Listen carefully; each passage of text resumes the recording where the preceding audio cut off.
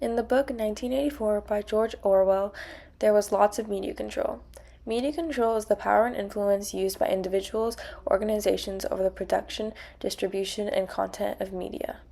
Not only is there media control in 1984, there is also very tight media control in Iran. Iran has had this tight censorship since before the Iranian Revolution.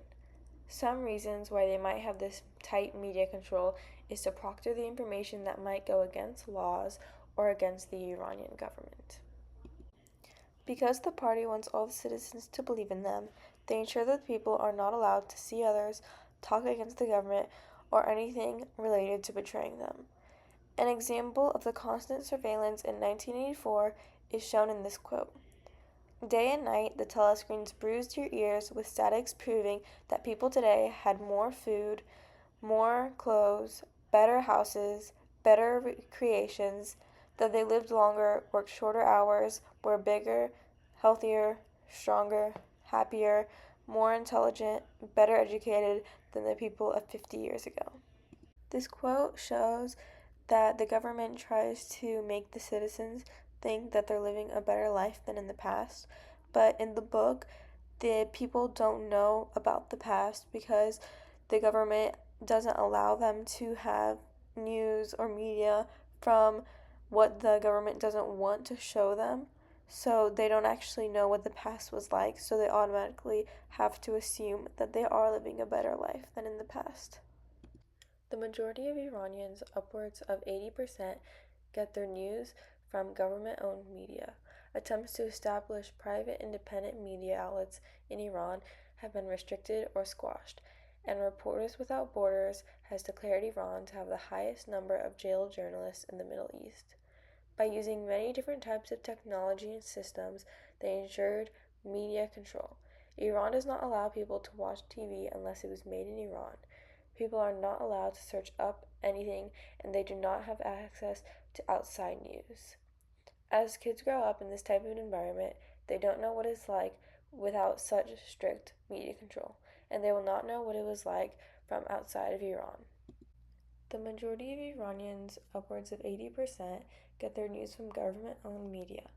Attempts to establish private independent media outlets in Iran have been restricted or squashed, and Reporters Without Borders has declared Iran to have the highest number of jailed journalists in the Middle East.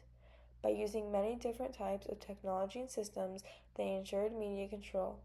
Iran does not allow people to watch TV unless it was made in Iran, and people aren't allowed to just search up anything they would like. There are many restrictions, and they do not have access to outside news. All internal and external Iranian broadcast media falls under the aegis of the Islamic Republic of Iran Broadcasting, a state-owned umbrella organization continuously mandated to serve as Iran's sole legal TV and radio broadcaster. Radio, news, phone calls, and emails are all monitored, especially if you make a phone call or send emails out of the country.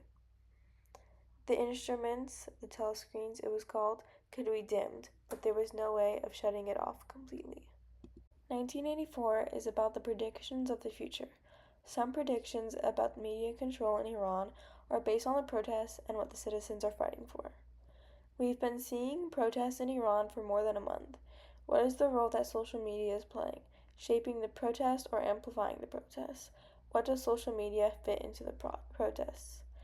In 1984, the citizens were not allowed to protest. They'd be arrested and tortured if they were seen doing anything that could be a sign of going against the party, as seen in this quote. The thing that he was about to do was open a diary. This was not illegal. Nothing was illegal, since there were no longer any laws. But if detected, it was reasonably certain that it'd be punished by death, or at least by 25 years in forced labor camp. The more the media control, the more people's fear will increase of being caught because they might feel like they're doing something wrong. And this actually helps the government because when the citizens are fearful that they might do something wrong, then they end up following what the government's rules are. And so they basically agree with the government and support the government by following the rules. Iran has many examples of media control and censorship, like this photo shows, of blurred out athletes because Iran does not want to show them on TV or talk about them much on the news or have like journalists share information about them that Iran does not want that to happen. There are many examples in our daily lives of media control that is happening, such as when you're researching something and it gives you suggestions of what you should research, is an example of media control, as well as advertisements and signs and posters that you see. There is media control everywhere you go, and it's very hard to escape from it, but people can make sure to watch out for it by making sure what they search up is the correct sources, and watching the news, and making sure that you're getting information from the right people and not just from social media or apps and websites that are unreliable.